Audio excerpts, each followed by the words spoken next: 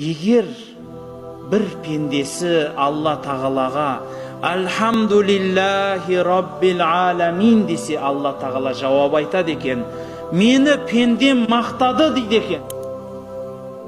Ар-Рахманир Рахим десе, мені пендем ұлылады дейді екен. Малики яумиддин десе, пендем маған басын иді дейді екен. Ияка набуду ва ияка настаин десе, саған ғана құлшылық етеміз, саған ғана сүйенеміз десе, бұл пендеммен екеуміздің арамыздағы нәрсе дейді екен.